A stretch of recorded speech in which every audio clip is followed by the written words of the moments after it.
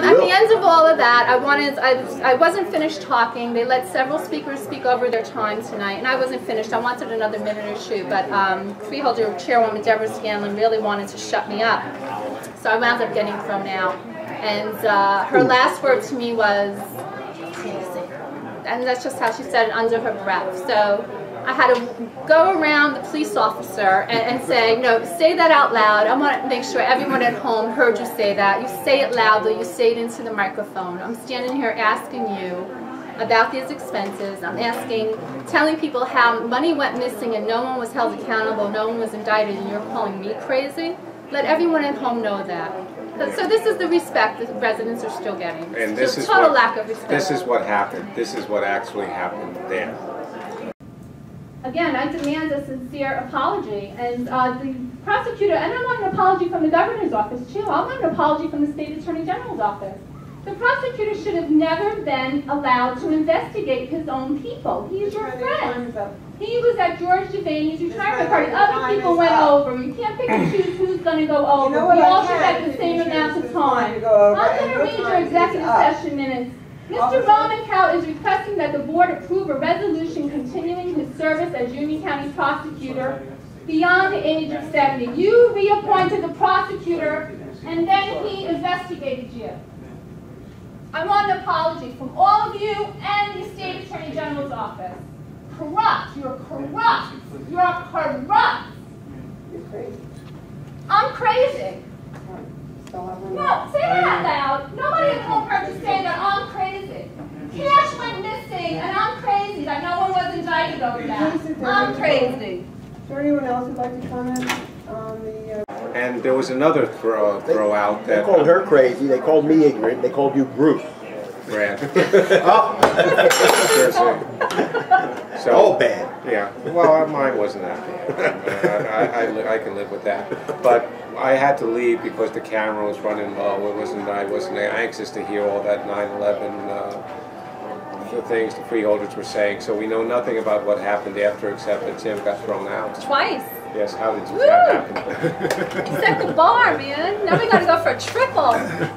It was simply I couldn't listen to Freeholder Sullivan's wrap-up comments, What were they? exposing the the wonderfulness of Music Fest. But the one point that he was making that I had to stand up and draw exception to, he was saying that thousands and thousands of Union County residents come to Music Fest.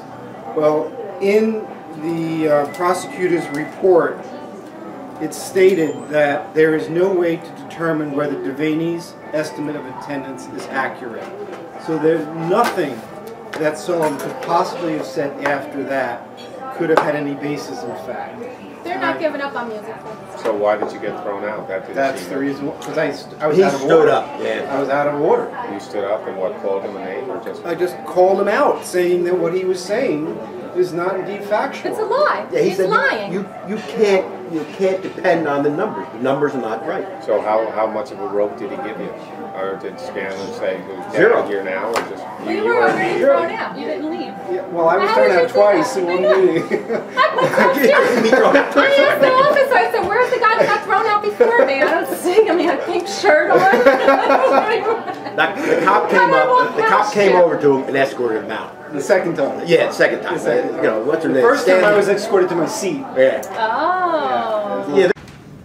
I would like to read for the record the Union County Prosecutor's findings on Music Fest. It's a 17-page report. I'd like to start now. I'll probably be over my 5 minutes. Maybe you might want to put that up on the county website. Excuse me? I don't believe it'll be over your 5 minutes. Okay, thank you. I just want to, I lost my place here. Your time is up. I'm going to have to ask you to sit down. But there's so much information in this report. There is a lot of information in that report, sir, but you cannot read it this evening. Your time is up. All right. Well, let me just sum up. Now, Mr. Bittner, I'm sorry.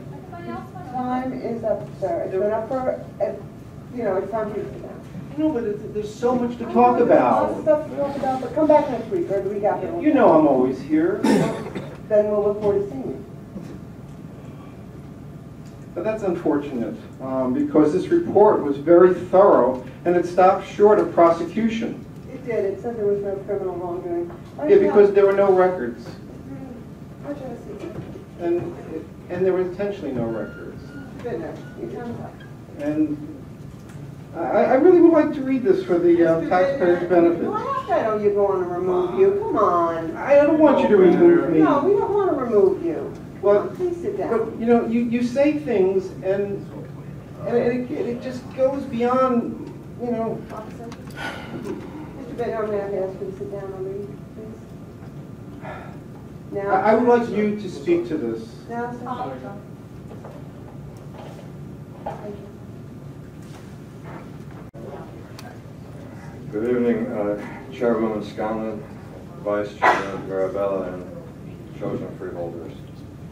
First, let me commend our director, and George Categoritis, Elizabeth here in New Jersey. Okay. Let me commend you guys and the Sheriff's Department and everybody involved in the cleanup after Katrina. It was an excellent job, especially the Elizabeth Police Department. And you, freeholders, for your involvement in the process. Tonight, I ask for your consideration as to me and others that want to partake in our local government without having to acknowledge a God or partake in a prayer, and respectively, after that, respect religion or an establishment thereof. In this forum, the way it's structured at the beginning, when we take our Pledge of Allegiance, I am but forced to partake in the prayer. I try to not to stand up, but the pledge and the prayer, they're so close together that I just can't. I'm forced, or coerced rather, to partake in the prayer. And to be coerced, it's wrong, and it does affect me and others directly.